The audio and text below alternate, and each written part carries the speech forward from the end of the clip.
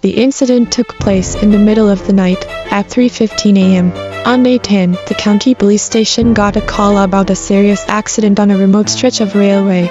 At first, it sounded like just another tragic accident on the tracks. That night, a freight train had been passing through.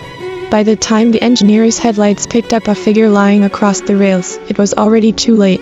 The brakes couldn't stop in time. The train thundered forward and the body on the tracks was instantly mangled, crushed beneath the wheels, shredded like meat stuffing. Only the legs were left intact. The head and part of the neck had been flung off to the side, barely recognizable, one eye smashed beyond repair.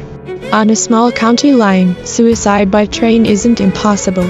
The tracks are supposed to be fenced off, but the fencing is old, full of holes nobody ever bothered fixing. In fact, there had already been 2 near misses that year, where trains had to brake in emergency. But nothing this gruesome had ever been seen here before.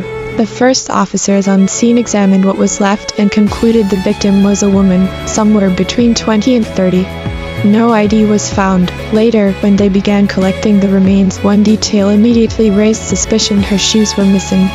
Not misplaced, gone completely. And though her socks were soaked in blood, there were no muddy prints anywhere, no sign she had walked barefoot on the gravel or dirt. The officers searched the entire area, but the shoes never turned up. That's when the question came: had she really come here on her own, or had someone carried her body and laid it across the tracks? With that possibility in mind, the local police called in our criminal investigation unit. When the report came in, our team leader immediately asked me to join him at the scene. By the time we arrived, headlights from several patrol cars lit up the area. A collie crouched near the remains, a black body bag in one hand, and with the other he carefully lifted what was left of her head to place inside. For a second, it felt unreal, like I was trapped in a nightmare. But this was no dream. The crime scene techs were meticulous, combing every inch. Their observations matched what I had already seen. Once the body was collected, there was nothing else to do but send it to forensics for a full autopsy. The freight train still stood idle a short distance away, waiting for clearance. Lao Chu went to find the engineer and his assistant, pulling them aside to ask a few questions. Both men were veteran engineers, the kind of guys who'd spent half their lives on the rails. Still, the moment they realized what they'd hit, they were visibly shaken and annoyed, because for them this wasn't just trauma. According to railway regulations, incidents like this meant heavy penalties, not only a cut in pay, but also disciplinary action. That basically killed any chance of earning an excellent or advanced evaluation for the year. Lao Tu, frowning, asked the question that was on everyone's mind: your headlights are strong. How did you not see her sooner? The 2 old drivers immediately defended themselves. Officer, we swear we looked, but when we noticed it, it was already too late. A freight train that size can't just stop on a dime. Even with an emergency brake, you're still sliding a long way. One of them lowered his voice, almost whispering. To be honest, when I first saw it, I didn't think it was a person. It was covered in something. Looked more like a ghost lying there than a human being. Their words stuck with me. At the scene, we had in fact found scraps of a torn coat. At first we assumed it belonged to the victim, but looking closer it didn't quite match. That, paired with the missing shoes and the lack of tracks, made suicide seem less and less likely.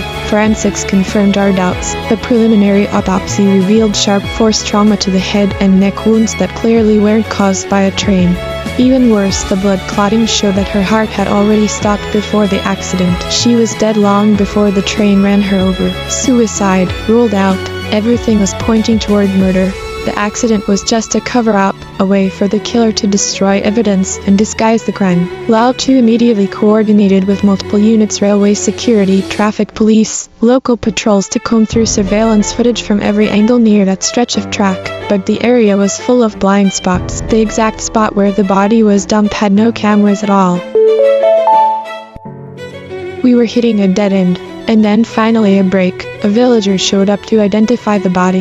He introduced himself as Tran Min Fong, 25 years old. He worked out of town most of the year, only coming back to the village occasionally. He told us the victim was his wife, Trang Lin Hoa, 23. They'd been married for 2 years, no children. Tran Min Fong told us that 2 days earlier, on May 5, he and his wife Trang Lin Hoa had gotten into a heated argument. She stormed out of the house and never came back. He hadn't heard from her since. That morning, when he saw the police notice about a female victim found on the tracks, a terrible thought struck him. Fearing the worst, he came in to see if it was her. There wasn't much left of the body for visual confirmation, but Fong mentioned one distinctive feature: a small, dark mole just beneath his wife's right ear. By chance, that part of her head had escaped damage. We had the forensic examiner check, and sure enough, the mole was there. To eliminate any doubt, we also collected samples from her belongings at home and ran DNA testing. The results came back with 99.999% certainty the victim was indeed 23-year-old Trang Lin Hoa. When the confirmation came, Fong broke down, sobbing uncontrollably. But what he didn't realize was that, from the moment he stepped into that station, he had already landed on our suspect list. In cases like this, the killer is usually someone close to the victim, often a spouse or lover, and more often than not, the motive comes down to broken relationships. Fong himself fit that pattern. He worked away from home for long stretches, while his wife stayed in the village. Whispers around town suggested Lin Ho may have gotten involved with someone else, fueling tension in their marriage. On the surface, Fong looked like a grieving husband, but to us he was a prime lead. We pressed him for details. He admitted he had no solid alibi for the crucial time frame, the evening of May 4 through the early hours of May 5. He claimed he was home alone. Not exactly airtight. Their marriage, by his own account, had been rocky despite being only 2 years old. Over the May Day holiday, Fong had come home from his construction job and insisted that his wife follow him out of the village to work. He complained that after their wedding, she never sought a job, just stayed in town, playing games, scrolling on her phone, sometimes going out drinking at local bars. He saw it as laziness. She saw his construction side job as exhausting and beneath her. On May 3, they argued bitterly over the issue again. That night, she stormed out. When she didn't return by dinner, Fong tried calling her, but her phone was off. He reached out to her sisters, but none had seen her. Believing they were covering for her, he let his anger take over, assumed she was hiding, and went to bed. The next day, May 4, he sought out her sisters in person, ready to apologize and bring her home. That's when he realized the truth: she wasn't with them at all. His wife had genuinely vanished. He hesitated to call the police, still unsure if this was a cruel joke or a real disappearance. But then, early on May 5, news of the railway accident broke. Fear clenched his gut. He forced himself to go to the police station, only to learn his worst nightmare was real. We finally caught a break when we pressed Fong about whether his wife's friends had ever lied to him about her whereabouts. He nodded almost immediately, then launched into a bitter tirade that went on for several minutes. According to him, her so-called sisters were the ones filling her head with nonsense, encouraging her to be lazy, to stay home doing nothing, to refuse any kind of honest work. In his mind, if Lin Ho disappeared for a day and a half before turning up dead, she must have been with them. And when he came asking, they covered for her. That was enough for us to move. We summoned the 3 friends in question.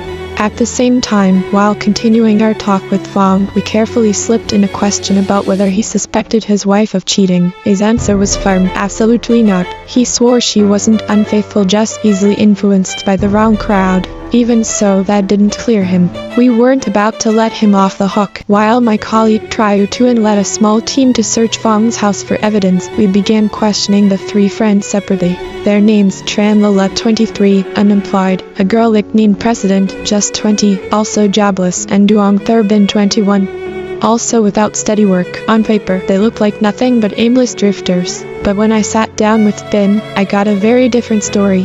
They weren't loafers at all. They were dreamers. The 3 of them had started a band, a Lotus band.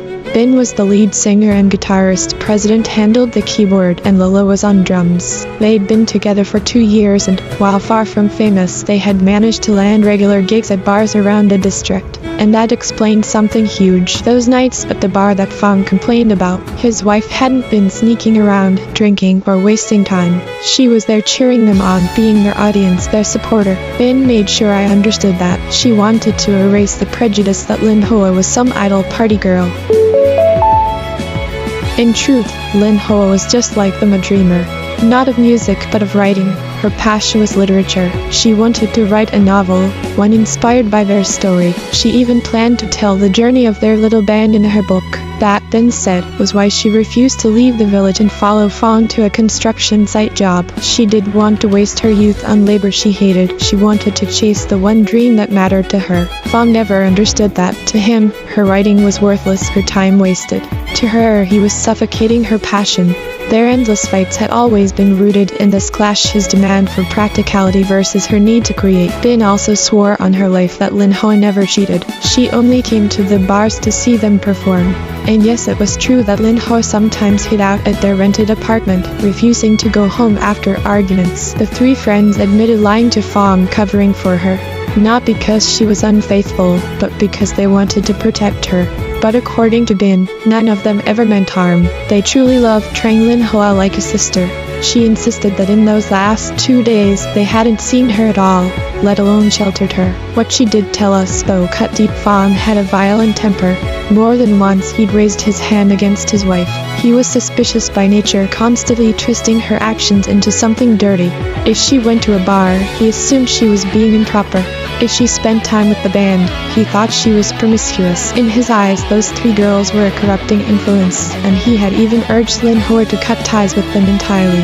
Bane didn't hold back. She admitted she had the impression that Lin Hoa had truly wanted to leave him for good. Not because she had anywhere to run, she didn't. Normally, after a fight, Lin Ho would show up at their apartment, cooling off until things blew over. But this time nothing. That silence unsettled Bin. She even suggested that Fong's attempts to call and look for his wife were half-hearted, just for show.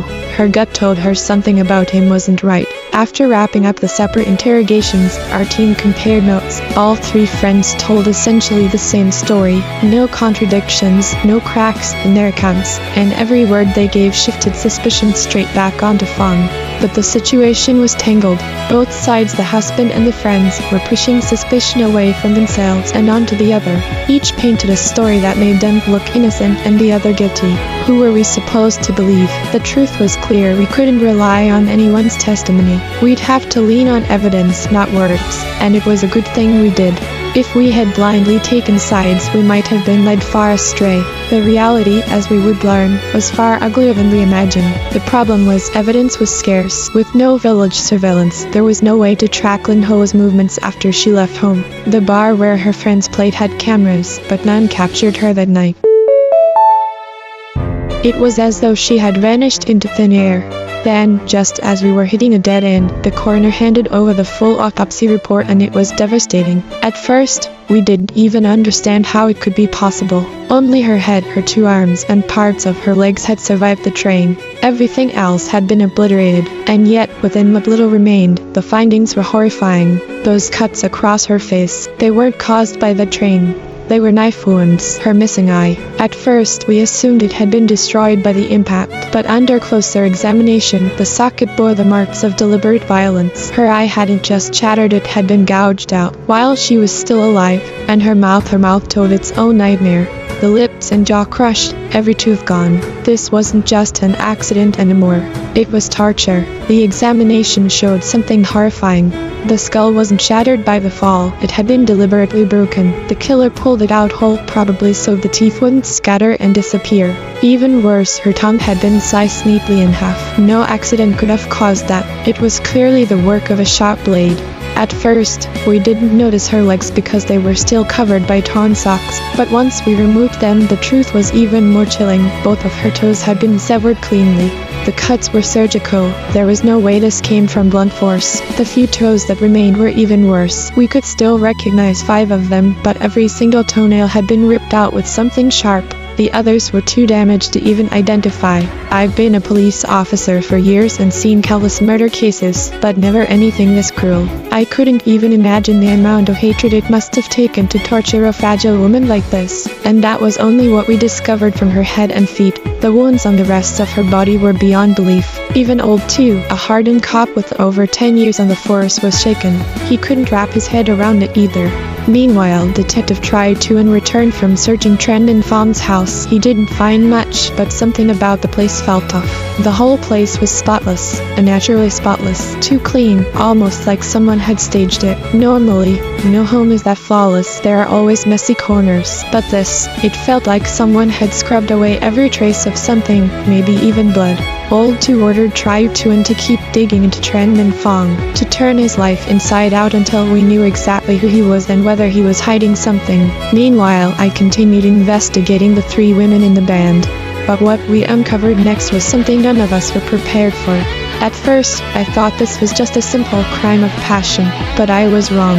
Aside from her husband, the only people close to Tranglin Hoa were her 3 bandmates. While tried to and shattered Tran Min Fong, Old 2 led a team to track the women's movements over the past few days, verify their alibis, and check everyone they had been in contact with. That's when I dug into their records. One of them, Tran Lala, had a criminal history. 6 months ago, she had been detained for a bar fight and charged with disturbing public order. Definitely not the gentle type. According to the case file, she'd gotten into an argument while drinking with a 19-year-old girl named Taman. The fight escalated until both of them were taken into custody for re-education.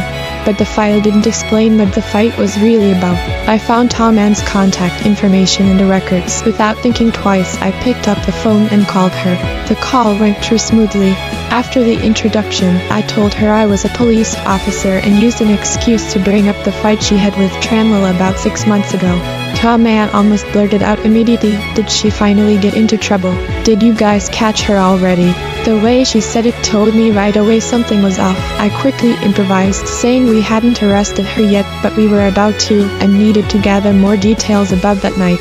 Man didn't hesitate. She dove right into the story, non-stop, and the more she talked, the more twisted it sounded. Turns out Tranlila wasn't just some ordinary girl. The fight started because she tried to drug Taman.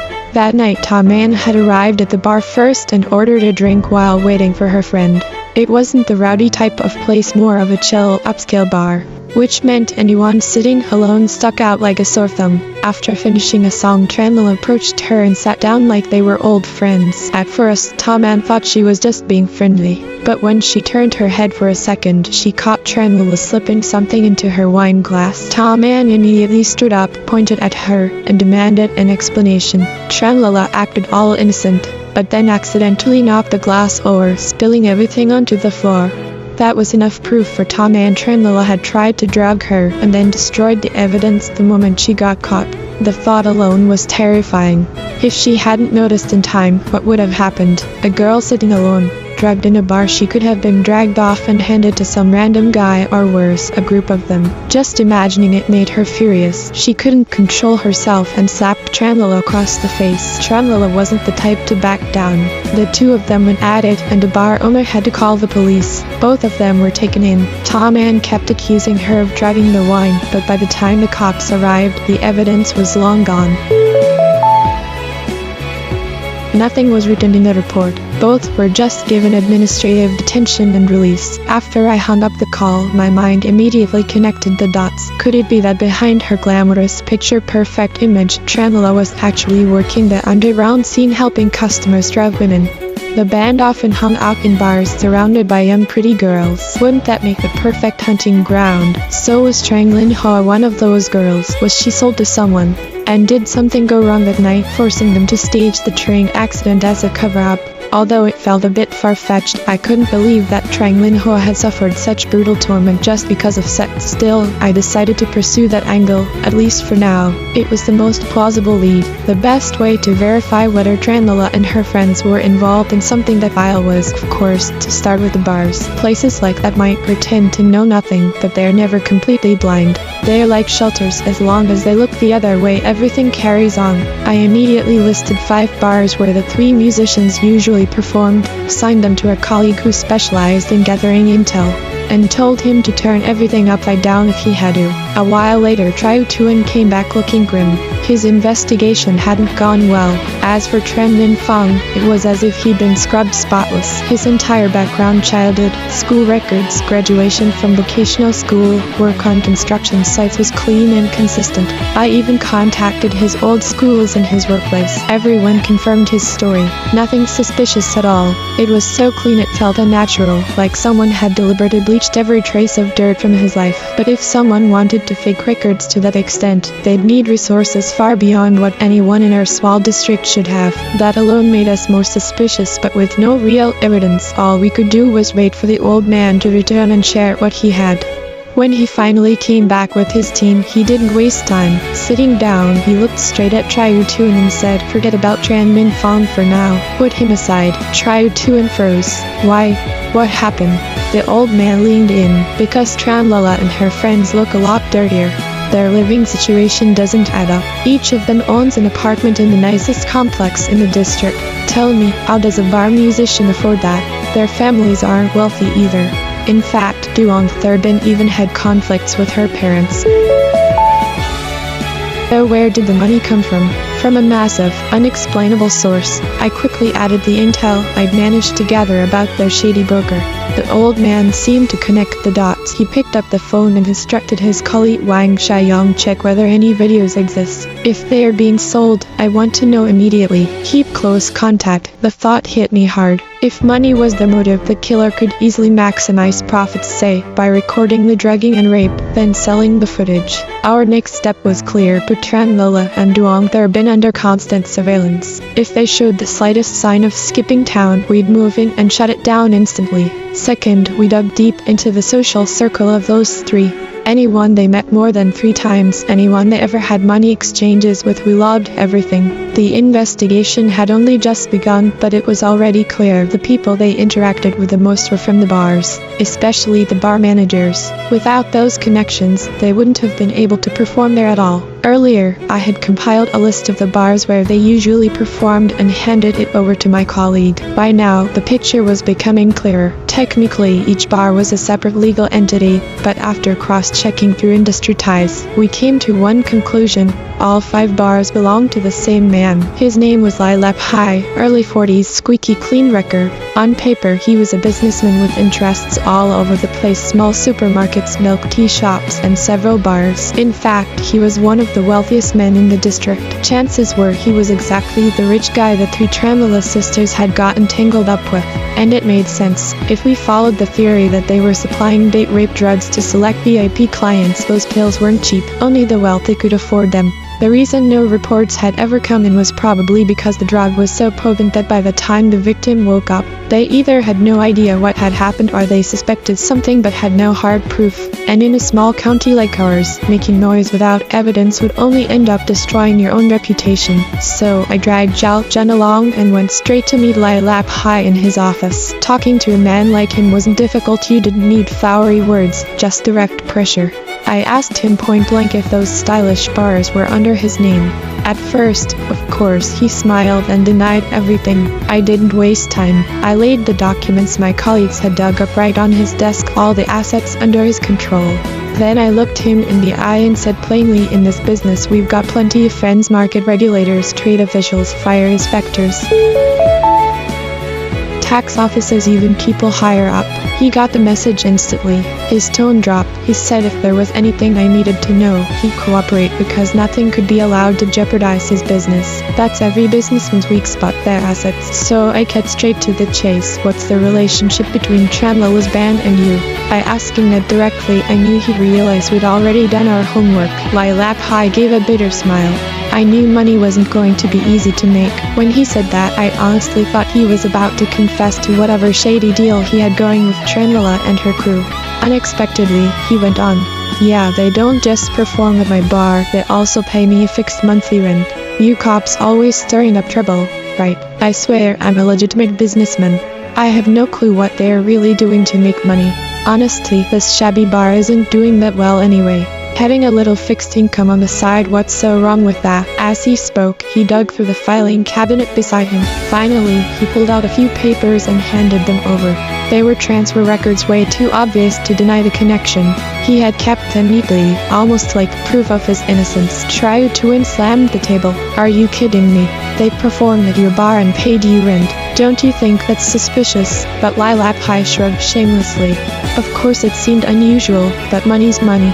These little bars go under sooner or later. I just wanted to get back as much capital as I could before that happened. "What's the problem with that?" I cut in. "The problem is, if they cause trouble in your place, do you think you can just wash your hands of it?" Lai Lap Hai smirked. "So what? Worst case, I just shut the place down."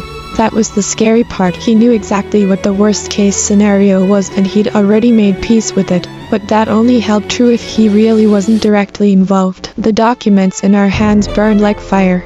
The money they paid the bar was almost equal to its rent. That alone raised two big red flags. First, if they were paying the bar owner, that basically ruled out the idea that they were relying on him to make money. In fact, it was the opposite, they were giving him money. Second, who would spend that much cash just to perform in a rundown bar? No one in their right mind would believe that. So what exactly were they doing to make money that fast? Could it really just be drug dealing? But if that were the case, why hadn't their clients ditched them? Why did business seem to keep going strong? Clearly, we had to keep digging. Then I noticed something else. The transfers weren't even in the names of the three Chandler sisters. Instead, they came from something called the Lian Hoa Band Fan Association. I scoffed. A small-time girl group from the district has a fan club. Really? At the time, I brushed it off, but later I'd realized that so-called fan club was the biggest piece of the puzzle. We rushed back to the criminal division, ready to report everything to Lao Tu. But when we got there, he still hadn't returned. Instead, someone unexpected had been brought in, Tran Min Fong. This time, he hadn't been summoned, he was escorted in. Turns out, he had secretly shown up near the residence where the three Tran sisters were living. A colleague who'd been on surveillance spotted him. When questioned, he panicked, unable to give any reasonable explanation, so they hauled him in. Everyone was waiting for Lao Tu to return, but I quickly dragged Triu Tuan into the interrogation room with me. The moment Tran Min Fong saw us, he lashed out. "Police, they're the real criminals. Why are you arresting me instead of them?" That's when it clicked why he'd been so desperate and angry. I leaned in. "Who exactly are they?" Without a shred of evidence, you expect us to take your word for it. Other than them, who else could it be? It didn't make sense. There couldn't possibly be anyone else. His eyes went red again as he muttered under his breath. I could see the desperation burning in him. He needed to find his wife's killer. He needed someone to blame, someone to carry the weight of his grief. But the way he was rushing, almost frantic, made me wonder, was he hiding something from us? Yesterday, we'd just found Trang Lin Ho's body. 2 days ago, on May 4th, he had met with the three Tremolo sisters and nothing seemed suspicious. But now, suddenly, he was disregarding the ongoing police investigation, zeroing in on them like he already knew they were guilty. "Tran Min Fong," I asked carefully, "do you have any clues you haven't shared with us?" "We don't," he mumbled, rubbing his swollen eyes. He didn't elaborate, just shook his head. His grief was real, but it felt like more than grief was eating at him. What really stuck with me was this: when he first saw his wife's body yesterday, he cried, yes, but he didn't shout accusations. He didn't scream, "Who killed her?" or lash out. He was quiet, broken. But today his whole demeanor had changed, too quickly, too drastically. That thought was still circling my mind when the interrogation room door banged open. Old Tu stuck his head in, his tone casual, almost bored. "No need to ask anymore. Let him go." And just like that, he left. Triu Tuan and I exchanged a look, confused, unsettled. This morning, Old Tu had told him not to let go of Tran Min Fong, and now he was shutting it down. I glanced back at Min Fong. He lowered his head, silent, as if resigned. Triu Tuan and I quickly stood and followed orders, stepping out of the room. But in my gut, something twisted. Old Tu wasn't acting normal, and as much as the three Trangala sisters were suspicious, I couldn't shake the feeling that Tran Min Fong was even more important, maybe the most important piece of this entire case. Later, in the office conference room, we confronted Old Tu. "I release him," I demanded. No answer. His face stayed stern, unreadable, as he told us to just file the report. Helpless, I laid everything out, the entire encounter with Lai Lap Hai, every detail. Old Tu just frowned, muttering to himself, "Lai Lap Hai, no, it can't be him. Definitely not that bad." I opened my mouth to push further, but before I could, he cut me off. He issued a cold order to the entire unit. Everyone was to return to the district tonight, no exceptions, no overtime. Before 8 p.m. no one was allowed to take leave. Triu Tuan didn't argue. He followed the order immediately. But me, I couldn't stop wondering. Our county's criminal investigation team had 67 people, always juggling cases big and small, never enough time to breathe. Why suddenly shut everything down like this? Something was wrong. Very wrong. At that time, even if you counted rest days, leave, or business trips, there were never more than 10 people absent. Which meant that tonight, the old man had called in over 50 people for overtime. That alone made it clear something very important was happening tonight. But what struck me as strange was that the entire criminal division seemed to be in the dark. An operation this big should have come with detailed briefings, action plans, maybe even advance notice to colleagues. Instead, all we got was one vague order to step things up. I couldn't even tell if this was connected to the Trang Lin Hoa case we were investigating. I couldn't pull back and finally asked him, "Old Siu, what exactly is tonight's operation?" He glanced at me once, didn't answer, and simply said I should keep working with the clues I had. He told me to push for a bigger breakthrough before tonight, then got up and walked away without another word. That confirmed at least one thing: tonight's action had to be connected to our case. But judging from our current progress, it couldn't possibly be an arrest. So what kind of operation was it? Even without fully understanding, I had no choice but to keep investigating. It was already late afternoon, and time was running out. With the temporary clues we had, Lily Huey didn't need further checking for now. The only viable lead was still the three Tranmilla sisters. Aside from the theory that they might be involved in trafficking or sex for drugs trades, I had no new direction. But there was something else. The rental payments made to Lily Huey had been signed under the name Lotus Band Fans Association. That could mean they had a special connection to the Lotus Band, which linked back to the Tran sisters. So I decided to dig deeper into this fan club. After more than half an hour searching online, all I found was that they had a QQ group, nothing else. I applied to join, pretending to be a fan, even writing a note about how much I loved the band, yet I was rejected flat out. That set off alarms in my head. Why would a fan club refuse fans? Unless this wasn't a fan club at all, but a front for something else. I pulled out the transfer receipt from Lila Huey. While researching, I realized another suspicious point. Normal fan clubs don't need to register with the Civil Affairs Bureau, nor do they have legal status, which means they can't open a bank account for official transfers. So what exactly was this transfer receipt? Could it be fake? I called Lila Huey right away and pressed him on whether the transfer was legitimate. He swore it was a real, public transfer that could be verified in the records. He explained that the reason the recipient's name only said Lotus Band Fan Club was because he had shortened it when taking the photo. The full registered account name was actually Ex-County Lotus Music Band Fan Association Co. Limited. I immediately looked it up on the Industry and Commerce website. Sure enough, the unit was legitimate, a registered joint stock company with 8 shareholders. I copied down their names and kept digging, only to find things getting even more complicated. Each of these 8 individuals owned anywhere from a few to dozens of different companies.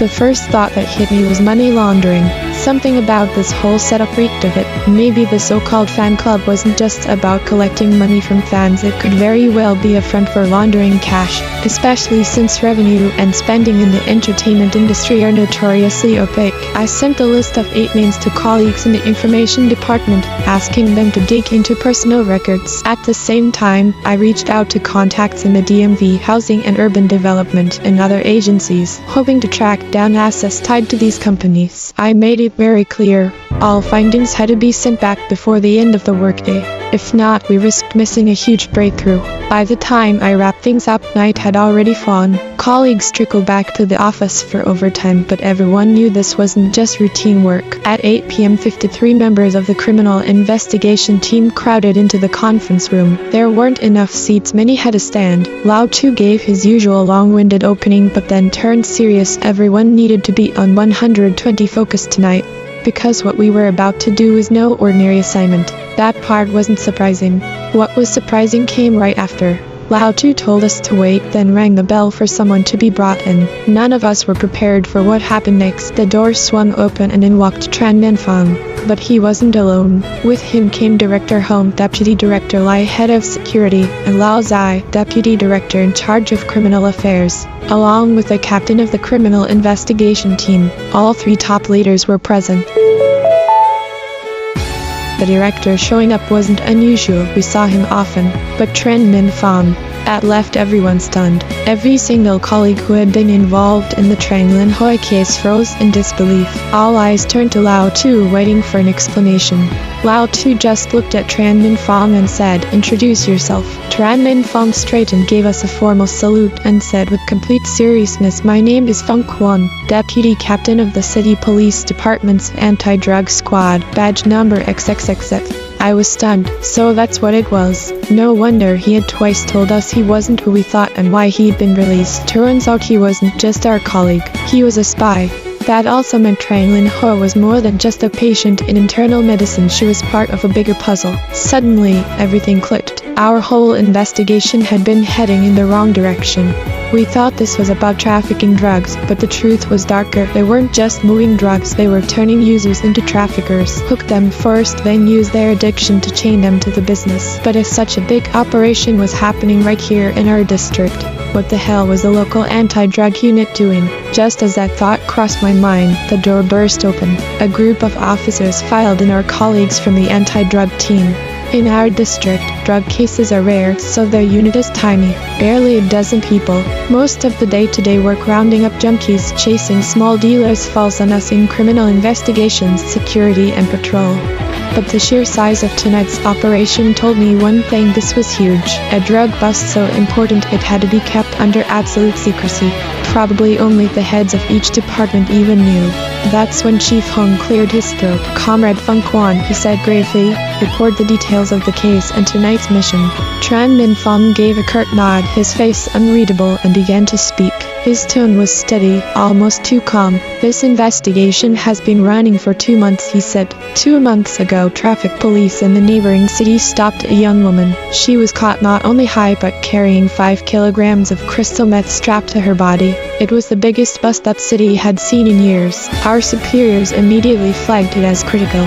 Why? Because this wasn't a border or coastal smuggling route. That meant the drugs weren't being shipped and they were being manufactured and distributed locally. But here was the problem: the suspect knew she was screwed. With that much product, her sentence was practically guaranteed life in prison at best, death at worst. So she refused to cooperate. She wouldn't give up her suppliers, her buyers, nothing.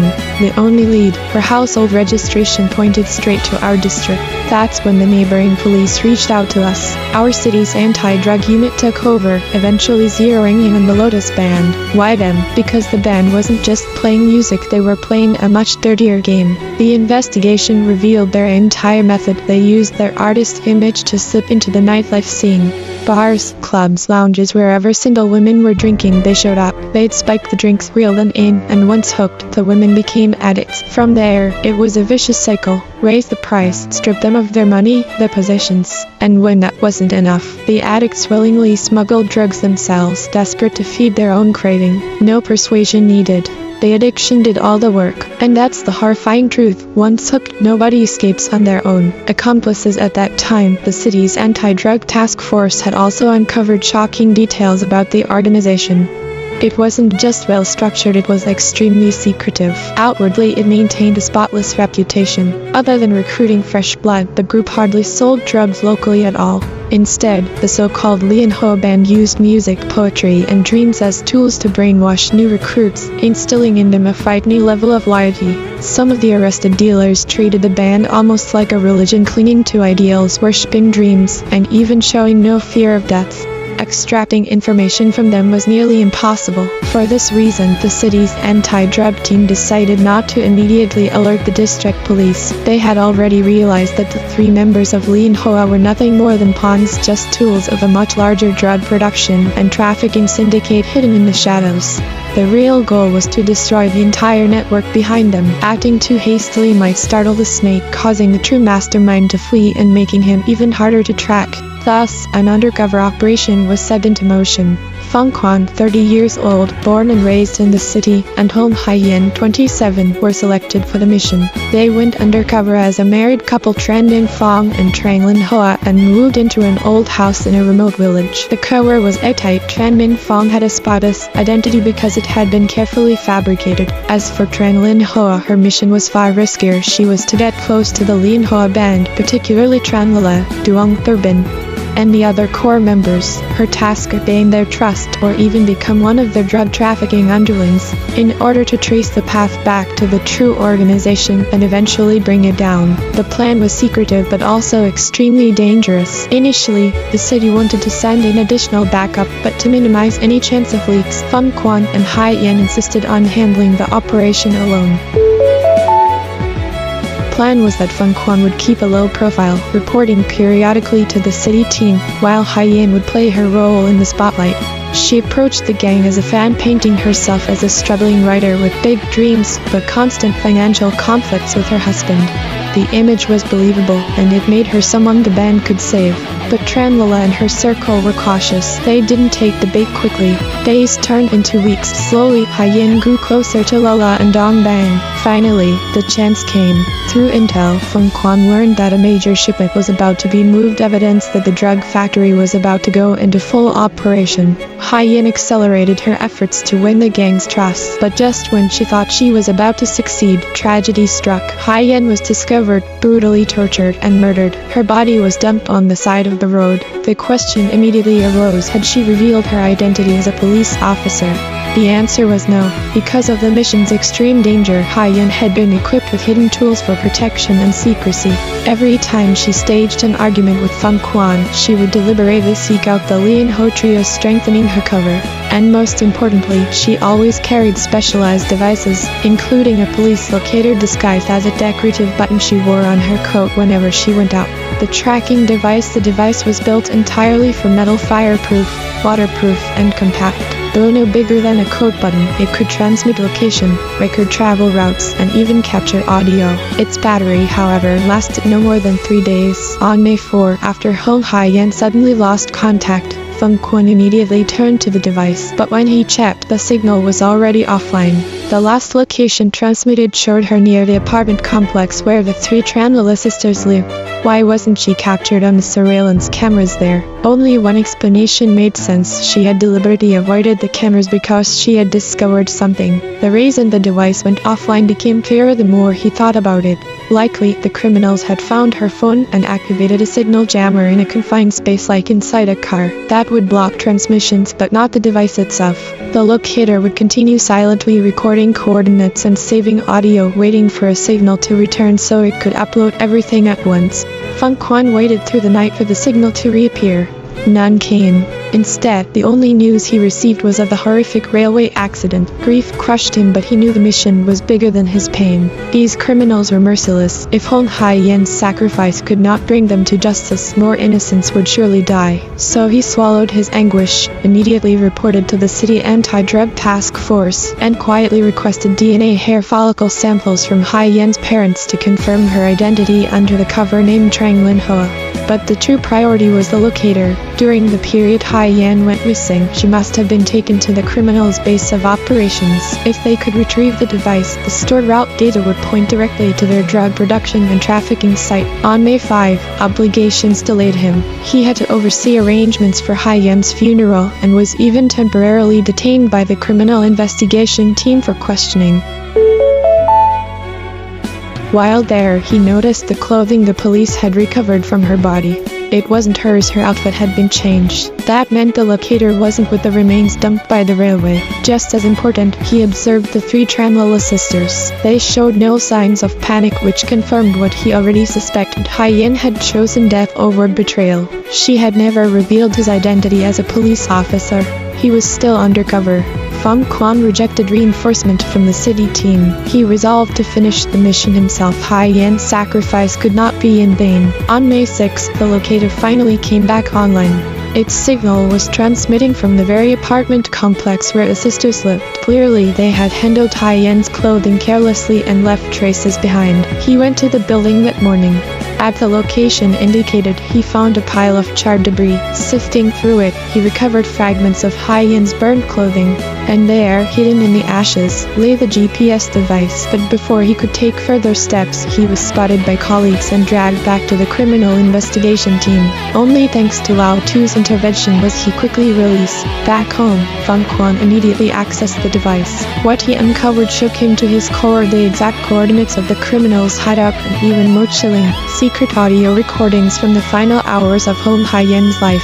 That night's mission was set to strike directly at that location. But since the gang was known to watch every strange car that came in and out, and even had people whose sole job was to report suspicious movements, we couldn't risk calling in the city's anti-drug unit. Doing so might scare them off and force them to move the entire operation. After getting the green light from his superiors, Captain Feng Quan made the call. Our district's criminal police team would take down this gang ourselves. Comrades, Director Hong's voice was steady but tinged with sorrow. The recording obtained by Officer Hong Haiyan is brutal, but everyone needs to hear it. Only by understanding the full cruelty of these criminals can we act without hesitation when the time comes. The hall fell into silence. A colleague pressed play. At first the audio was muffled, then a man's voice came through sharp and taunting. Are you the fucking police? Ha, you're police, aren't you? A woman's trembling voice answered. No, I swear I'm not. Please, let me go. I don't know anything. Her cries were raw, piercing straight into my nerves. Then another man barked. Strip her. Check if she's marked. The woman screamed and begged. No, please, don't. Please stop.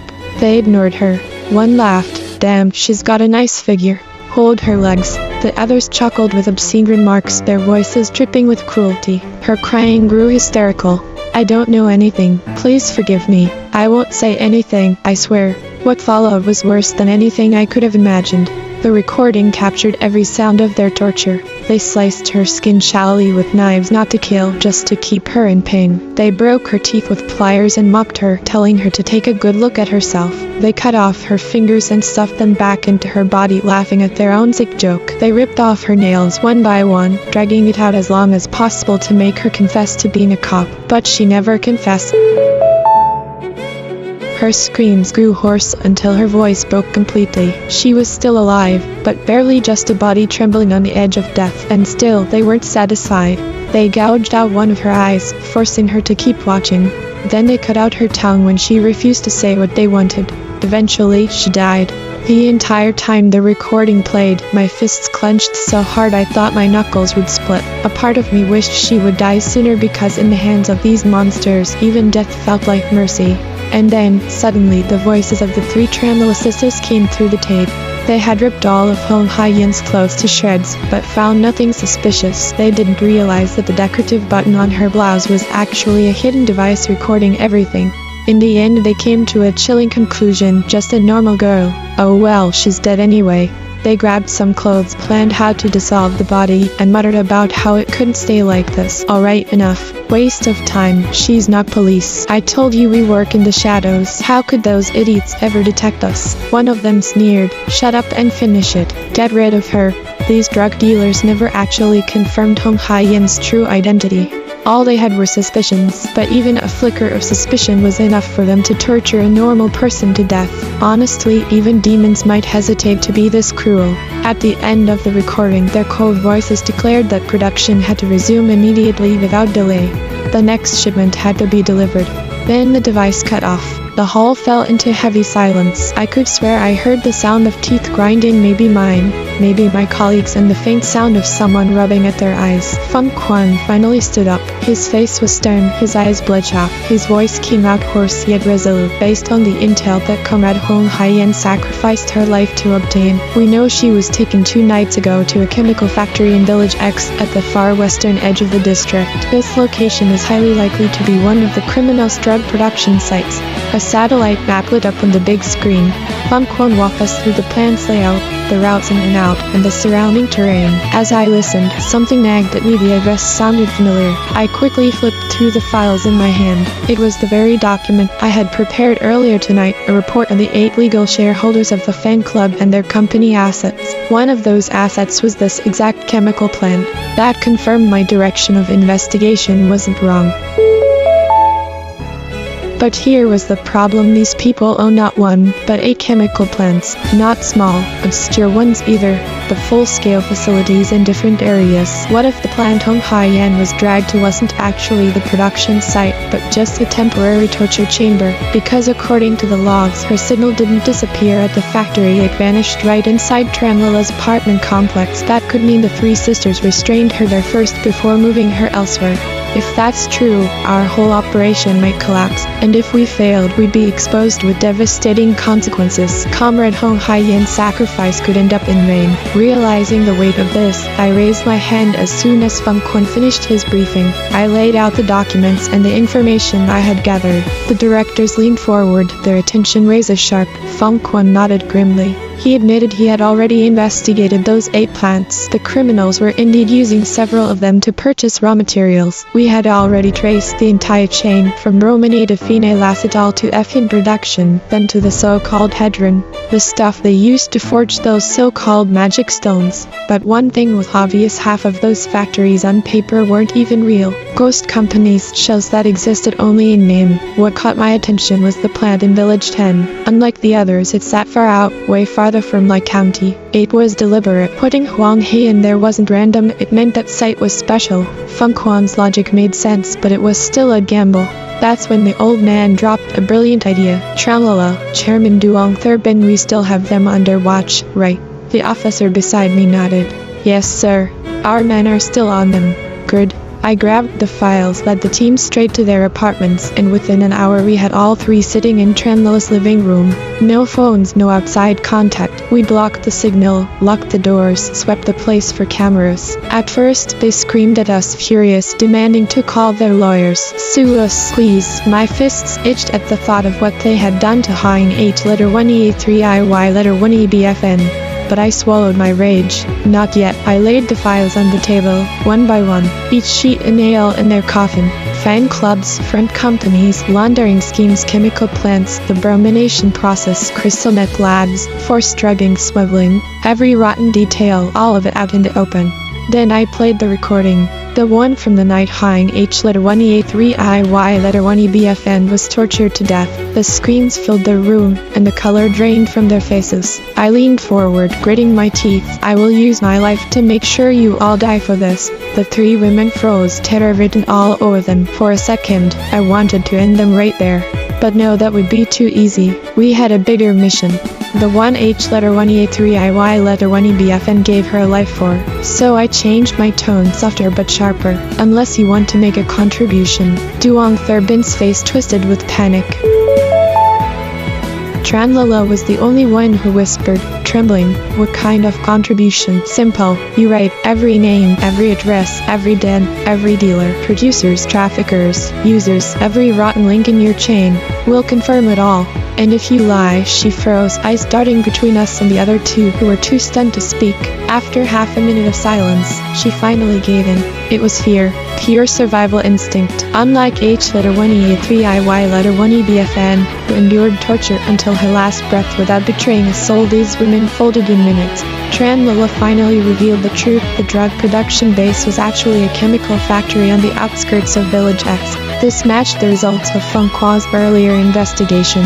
In other words, even without my trip, he would still have been able to complete the mission brilliantly, honoring the sacrifice of Comrade Hong Hai-yen. But my trip wasn't completely in vain. Our mission principle is clear: never ignore any crime linked to drugs. Tranlala provided over 30 names. Besides the 5 drug kingpins, she revealed details about 7 close assistants who acted as their right-hand men. That meant we were facing 12 major criminals at the chemical factory in Village X that night. The rest, drug addicts and small-scale dealers, were scattered in different districts. She only provided their names and phone numbers. I synchronized the information with headquarters. Colleagues in the information unit worked overtime, digging into their records and home addresses. By the time we were ready to act, we had complete files on everyone involved. The reason Tranlala hadn't been interrogated further was because, up until then, we lacked hard evidence. If she resisted and we let her go, she could easily tip off the masterminds, which would have ruined everything.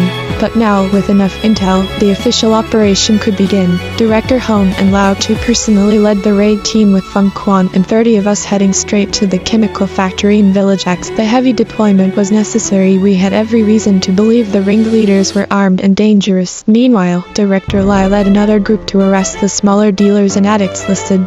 At around 10:00 p.m. the good news came in: the drug den in Village X was completely destroyed. All 12 criminals at the site were arrested, none escaped. On our side, only 3 policemen were injured, and thankfully no one was killed. At the scene, we seized more than 10 tons of precursor chemicals, about 600 kilograms of finished drugs, and nearly 300 kilograms of crystal meth. By 4:00 a.m. more reports kept pouring in. The smaller traffickers were also being captured one by one. On the surface it sounded smooth, almost easy, but the reality was far from it. Since I was assigned to guard the 3 suspects, including Tranlala, in case of emergencies, I wasn't at the factory.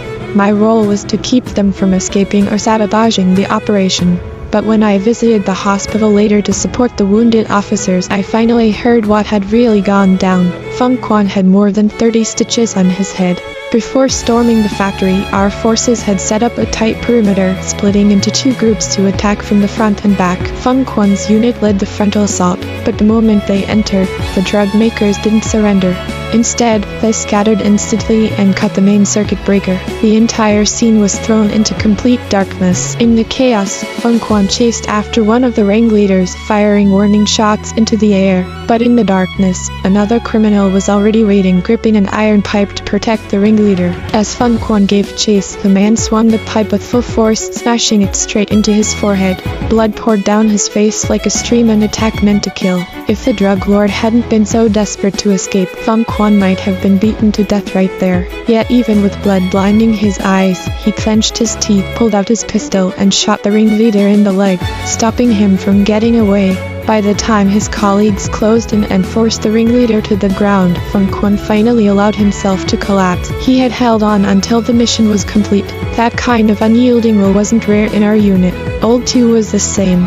He was nearly 50, but during the factory raid he was one of the first to charge in, shoulder to shoulder with Feng Quan. Both of them were men who never stood at the sidelines when life and death were on the line. But in the pitch-black factory where you couldn't even see your hand in front of your face, the ones who rushed forward were always the ones who bled the most. Old Two was badly injured. While handcuffing a suspect, the man suddenly pulled a hidden dagger and drove it into Two's stomach. A few inches higher and it would have pierced his lungs. He might not have made it out alive. When I saw him later in the hospital bed, his face was pale and heavy with pain. I couldn't help scolding him. "You're almost 50. Why are you still charging in like some young hothead?" He growled back through gritted teeth, "Shut up. If I don't go in, then who will?"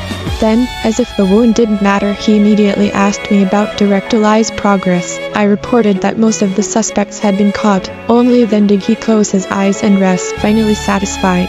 Another one of us, Chuan, was also in the hospital. He had been assigned to Director Li's team. Because the addicts and dealers were scattered in different corners, our squad had to split up. Each arrest required at least 2 officers, never solo.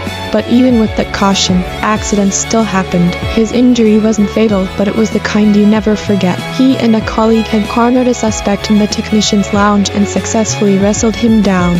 But the man was in the middle of a violent withdrawal. When Chuan tried to cuff him, the addict suddenly snapped like a rabid animal. The guy was scrawny, but in that moment he was feral, almost superhuman. Foam and spit dripped from his mouth as he screamed. His eyes glazed over like a corpse come back to life. For just 2 seconds, Chuan froze in horror, and in those 2 seconds, the addict lunged forward and sank his teeth into Chuan's arm, ripping out a chunk of flesh. Luckily, the wound wasn't life-threatening. Shock snapped him back to reality, and with sheer strength he shoved the man off. His partner rushed in, and together they subdued the addict.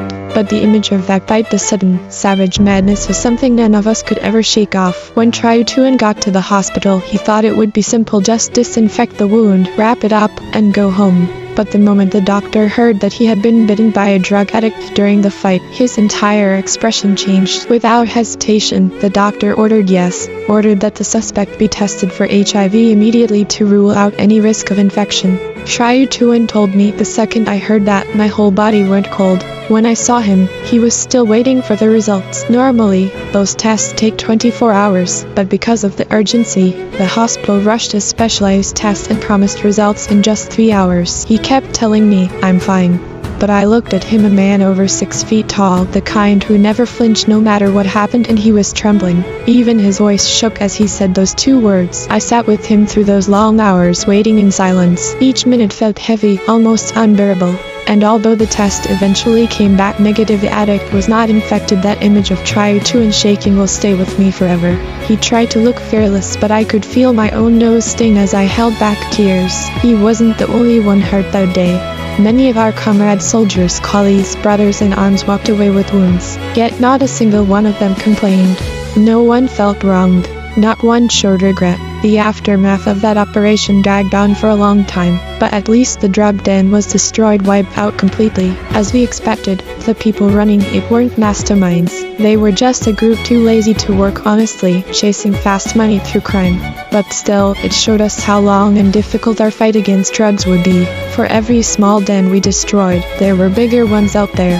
The people manufacturing such huge quantities of drugs had to be connected to another, even more vicious network. Feng Quan was determined to bring every clue we uncovered back to the city's drug enforcement unit.